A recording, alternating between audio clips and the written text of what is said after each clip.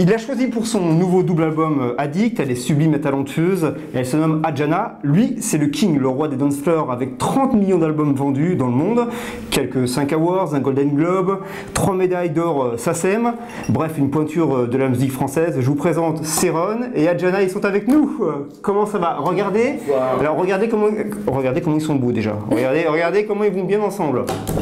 Hein, on dirait qu'ils sont... C'est juste qui va nous poser comme question. Non, moi c'est pas du tout, non, je suis pas comme ça, du tout. Vous êtes en couple depuis combien de temps? Je plaisante. Alors t'as vraiment marqué, il y a une émission qui m'a marqué, c'était X Factor en 2009, où tu faisais partie du jury, en fait, avec Julie Zenati et Alain Nanty. Quel souvenir tu gardes de cette expérience? Fantastique.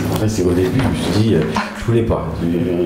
Au départ, oui, la dernière semaine, j'avais plus le choix, sinon je les mettais dans la merde. Je voulais pas parce que d'un côté, je me trouvais quand même assez légitime pour y être. Je veux, oui. Mais d'un autre côté, je fais pas ce métier pour faire ça, quoi.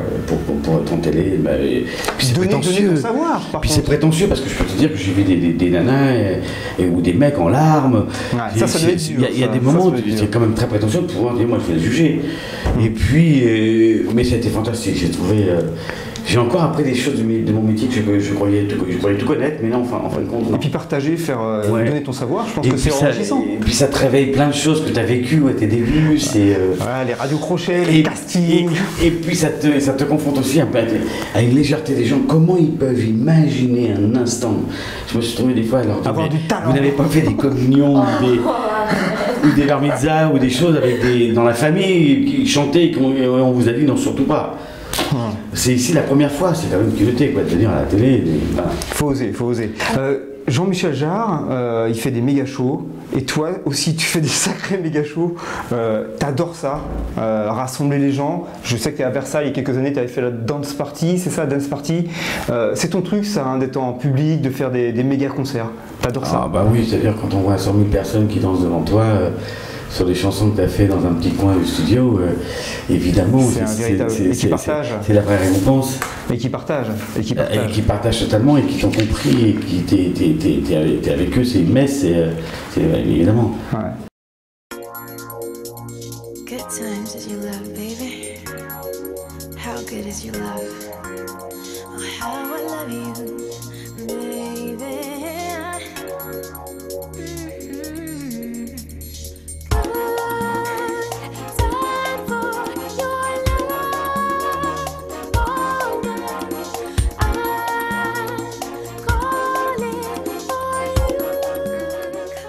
J'ai lu que ce double album c'était un comeback. La presse dit ça, mais c'est pas un comeback pour moi. Est-ce que pour toi c'est un comeback? Dans la presse, moi j'ai lu qu'on parlait de comeback. C'est pas un comeback? Non, c'est un best-of comme un artiste qui doit toujours, tous les 10 ans, 15 ans, c'est bien de sortir un best-of. J'ai voulu faire deux originaux, mais dans la pure tradition de mes débuts. Et puis la chance, le hasard fait qu'une rencontre, une personne m'a fait rencontrer une pépite. Ah ouais, elle est à côté la pépite. Je l'appelle ma pépite. Elle brille la pépite. Elle est craquante, hein, vraiment. N'est-ce pas? Tu as vu la vidéo? Ah ouais, non, tu as vu la vidéo? Ouais, le genre de vidéo qui, même si tu as oublié la chanson, mais pour la personne qui s'y présente, oui. Tu la regardes 4 fois. Donc quand j'ai rencontré Adjana, bah, évidemment, voilà. Donc, comment ça s'est fait cette rencontre? C'est un ami qui nous commun qui m'a demandé de la voir et j'imagine qu'il t'a dit la même chose. Et en fait, quand on s'est rencontrés, donc physiquement son charisme, mais c'est vrai que dès qu'elle rentre dans une pièce, alors on l'a vu rentrer, c'est waouh. Je lui ai demandé alors, tu veux chanter? Et elle m'a fait écouter d'emblée parce qu'elle c'est à la base un auteur-compositeur. Elle a commencé à 14 ans. Et quand j'ai écouté ce qu'elle faisait, waouh. Donc du coup, je me suis dit, mais non, mais attends, je vais lui faire ce que je fais. J'ai une maison de production, je la prends sous mes... Voilà, et donc je lui ai fait écouter ce que je faisais et ce que je préparais, donc Good Time. Et elle semblait aimer, donc je lui ai dit, tiens, toi, je lui ai mis le playback, donc, et puis elle est partie là-dessus, c'est incroyable. Donc, elle a pris la chanson pour elle spontanément, je veux dire qu'elle s'est appropriée. Oui, parce que j'avais déjà une chanteuse moi, qui avait fait sa lead, c'était fait, qui était très bien. Ouais. Et en fin de compte, elle a accaparé la chanson, je veux dire, tu ne peux pas changer. C'est ce que j'appelle se rendre indispensable. Wow. Et c'est assez fantastique. De toute façon, tu vas y mettre la pression pour la suite, attention. Mais c'est vrai que dans le premier CD, tu le mets énormément en avant, puisque le premier single choisi, retenu, ça a été Good Life. Good Time, pardon. Donc, à la rigueur, je dirais que tu te mets presque en retrait pour mettre Adjana sur le devant de la scène et défendre le premier CD et le deuxième. Putain, je peux pas lutter. C'est mignon ça, c'est mignon, je ne peux pas lutter. On a fait la Gay Pride, samedi dernier. Oui. Et donc on a un gros concert la semaine prochaine qui est le festival de jazz de Montreux, un bijou à faire. Et donc c'est les premières scènes pour Adjana. C'est vachement bien, la Gay Pride m'a appelé pour venir participer cette année. Quand il m'a appelé, il m'a dit mais attendez, il n'y a rien de plus branché. Je dis non, je sais pas plus. Je viens. Et je me suis dit, il faut, oui. De la présenter, et c'est la première fois de ma vie, ça m'est arrivé. Je l'ai amenée sur scène, je l'ai présentée, elle a chanté une chanson qu'on a fait ensemble, associée, et moi j'ai été me cacher derrière, puis je regardais, tu sais, comme un producteur ou un manager. Fier de son rejeton, de son bébé. Mais qu'est-ce qu'elle me fait là? Elle a mis le feu. Et en plus, ils font du plaisir et j'en suis très fier. C'est génial. Il n'y a rien d'organisé, il n'y a rien de. Elle est spontanée. Pas des réunions de travail, de comment on doit être. Il y a quelques conseils, évidemment, j'ai un peu de métier, autant qu'elle le sache. Un peu, oui, un petit. Il est sympa, 30 millions d'albums, j'ai un peu de métier. Non, bah, voilà, mais ça, sinon, l'aventure est assez sympa, est vraiment sympa. Encore moi, j'en sais rien.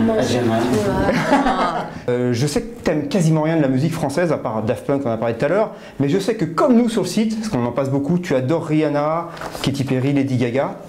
Est-ce que tu les connais? Beyoncé aussi, quand même. Beyoncé, bien sûr. La number one. Exact, ouais. Est-ce que, voilà. Bah oui. Moi, ce que j'aimerais savoir, est-ce qu'un jour tu pourrais travailler également avec une d'elles? Oh, mais quand elles veulent, où elles veulent, et comme elles veulent. Bah, je vais les appeler, mais j'ai pas leur portable. Bon. Et Adjana, ça y est. Elle peut le faire pour moi. Alors toi, Adjana, tu as vécu dans plusieurs pays, Hong Kong, Dakar, Paris, Miami, plein d'autres mégapoles. Pourquoi? Est-ce que tu suivais tes parents ou est-ce que c'était pour ta carrière? Bien sûr, j'ai 24 ans tout juste, donc oui, je suivais mes parents. J'ai été à Hong Kong jusqu'à mes 10 ans, et ensuite à Dakar.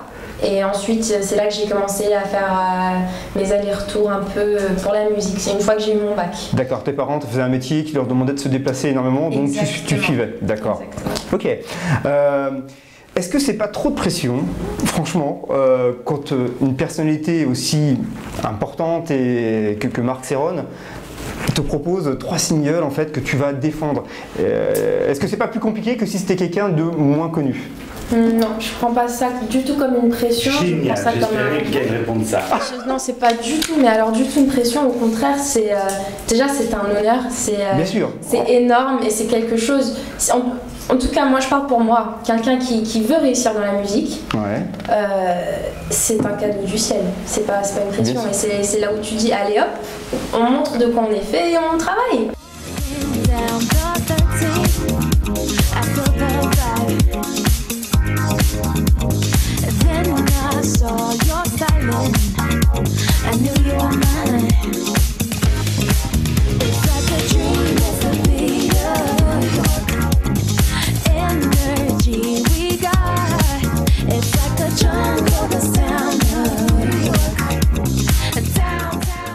J'adore le clip en fait qu'on va remettre en ligne en fait. Il est entre le pop art années 70-80. Dans le clip t'es hyper glam, hyper sexy. Tu prends vraiment l'image. Ça a été tourné. La musique, c'est pareil. Et moi, c'est une des premières images que j'ai eues quand j'ai vu le clip. J'ai imaginé chez toi, je sais pas pourquoi, mais c'est sérieux ce que je te dis. Et puis je voyais des tableaux d'Andy Warhol. C'est peut-être pas ça du tout. Et de Richard Hamilton, mais c'est le clip qui m'a donné cette image en fait.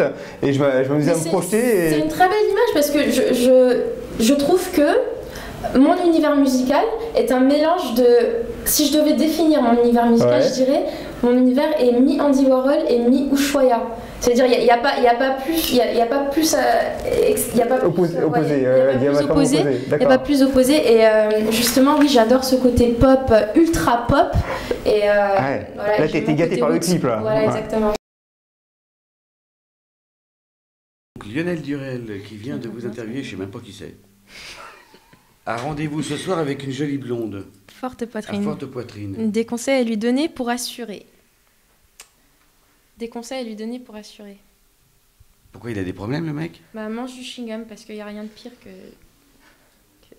Bah, il est coincé, alors c'est pourquoi il a une grosse blonde, en plus il y a des grosses blondes et qu'elle se la met en avant, c'est qu'elle attend que ça. Donc si le mec il déconseille, il a pas lui donner, il se démerde. Comment ça, il attend que ça? Il se démerde. Puis attends, tu connais Lionel Durel? Lionel qui? Alerte, enlèvement télévisé. Nadine Morano, en plus il sait pas écrire. Vient d'être enlevé. Nadine Morano vient d'être enlevée. Que fait-on?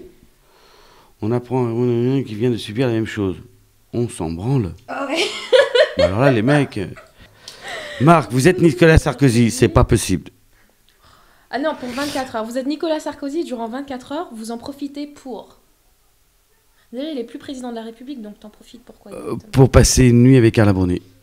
Bah, donc, Adjana, vous êtes Carla Bruni durant 24 Oh heures. merde, vous en profitez pour... Pour passer une nuit avec moi. Voilà. C'est parfait. Bon, Marc et Adjana, vous n'êtes pas d'accord sur le lieu de tournage du prochain clip. Ça chauffe entre vous. Ça négocie, à vous de jouer. On tourne. Putain, qu'est-ce que les questions sont cons. Alors, déjà, on comprend pas le mec. On connaît pas le mec, on comprend pourquoi. Hein. Qui, en ce moment, pourrait être, selon vous, devenir administrateur de la vie de... Mais qu'est-ce qu'on s'en branle? Allez, autre question. Plutôt faire un duo avec Christophe Maé ou partir une semaine en vacances en camping dans les flots bleus du Bosque? Putain, attends, le Lionel Durel, non seulement je le connais pas, mais je veux pas le rencontrer celui-là. C'est lui qui pose les questions? Marc, plutôt Adjana ou Adjani? Fais très attention.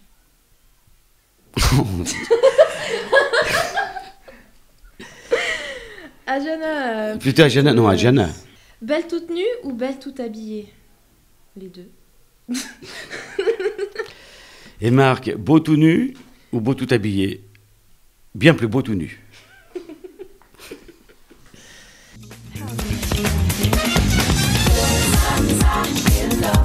You look so fine. Good times I'm in love. Baby, the night makes me feel so fine. Takes me up to the top. Good times I'm in love. It's like a dream. Good times I'm in love. Makes me feel so fine. On vous dit salut. On est très content de vous rencontrer. Par contre, le Lionel Durel, je ne sais pas si vous connaissez, mais demande à être connu. Salut.